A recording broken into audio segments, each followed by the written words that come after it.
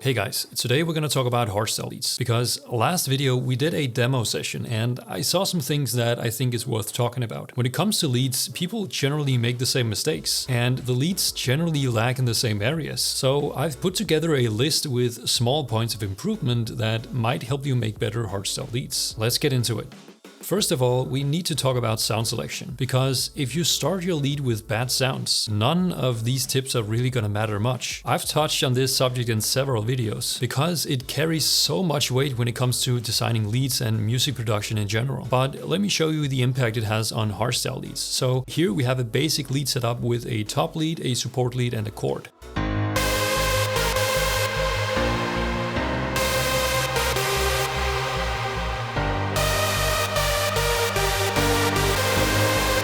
This sounds great, nothing wrong with this so far. Now, if we focus on the top lead, let's say instead of the current lead patch, which sounds like this,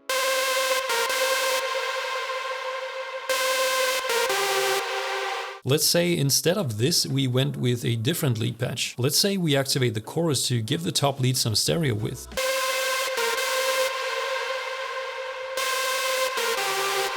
Great, that gives the top lead a different character, and maybe we like this character more than the original patch, but this is where the mistake happens, because when we activate the chorus, and this is not the case every time when you use a chorus, but in this case the integrity of the sound goes out the window. What do I mean by this? Well, let's grab a mono switch and collapse the signal to mono.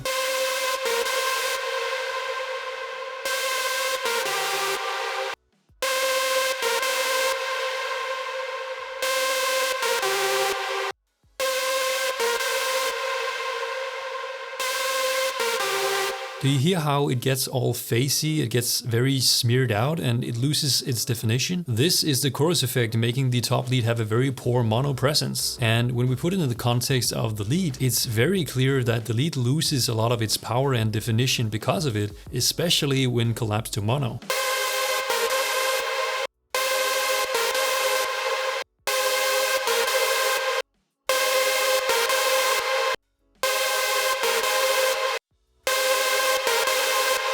This is what bad sound selection looks like, and there's no amount of processing or tricks that can get you out of this. This is why sound selection is so important. If you start with bad sounds, your lead will never reach its full potential. Arguably, this is where most people could improve their leads, simply by choosing better sounds to begin with. Real quick guys, check out my website. There's helpful free tools like this spectrum analyzer, and if you use Silent One, this preset pack is as good as it gets for hardstyle leads. Scan the code or use the link in the description.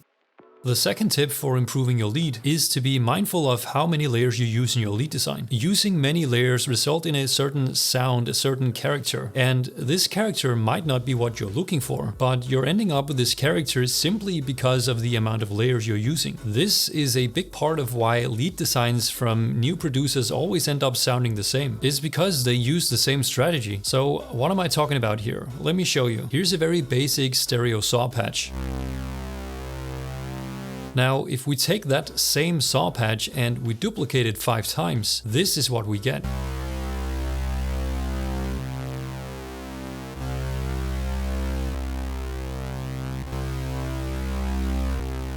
We basically get the same character, but in a more dense version. And this is the quality that I'm talking about. By simply using more layers, the character changes from being very well defined to being more dense and almost washed out in comparison. So when new producers use 10 or 15 layers for their lead design, even though these layers can be very different, they kinda end up sounding the same anyway. And it might be that you like this kind of character, but the problem is that with more layers, it becomes increasingly harder to design a lead that's very well defined. So if you're looking to design leads that are more unique and more defined, you have to manage the amount of layers you use.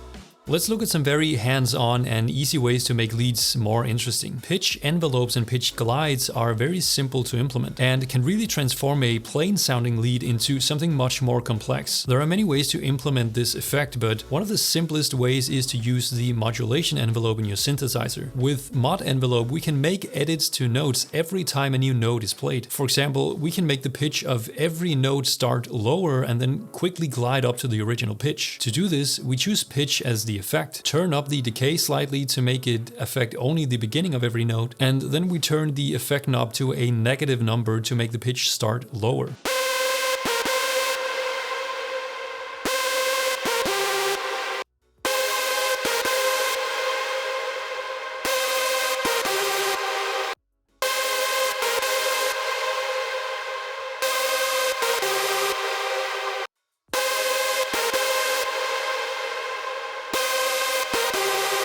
We can also make the pitch start higher, which can sometimes give the lead a really unique sounding attack.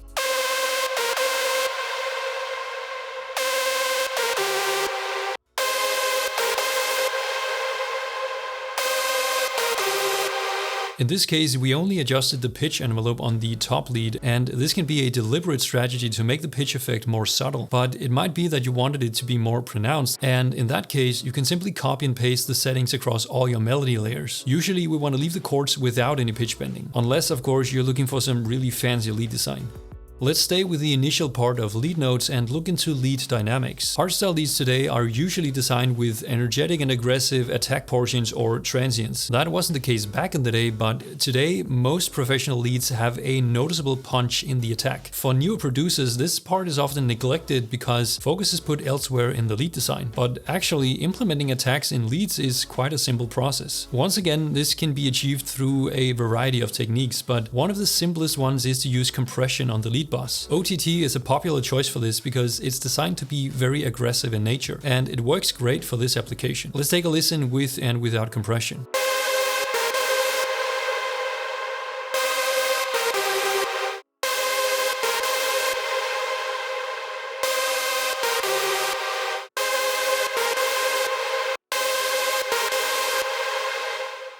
Let's talk about chords. One of the common themes in hardstyle leads from newer producers is that they lack the implementation of chords. Your hardstyle lead needs chords, okay? The demand for how hardstyle leads sound today, it almost requires them to have chords implemented, because chords bring so much to the lead that it's hard to design a hardstyle lead without it. It brings density, it brings complexity, it brings emotional content. Chords really carry a lot of the load in hardstyle leads, so you better start implementing it. Here's an example with and without chords.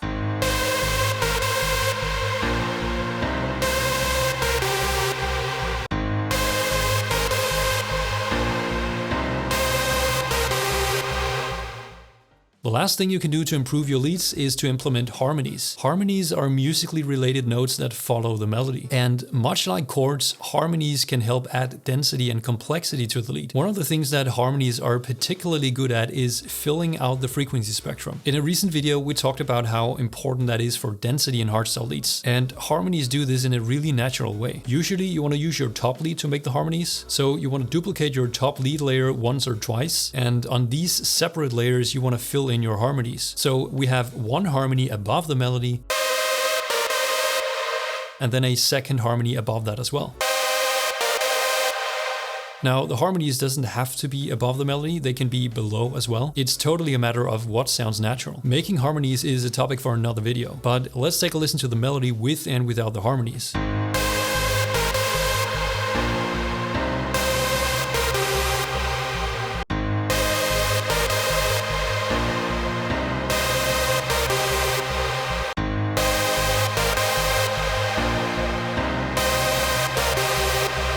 And again, we can see those harmonies fill out the frequency spectrum, which really helps fill out the lead and make it more dense. Harmonies are a bit more advanced and they can be tricky to fit into the lead design, but when they work great. And that's it. Those were some quick tips to help you make better hardstyle leads. I hope it was helpful. Please like the video if it was, and I'll see you next time.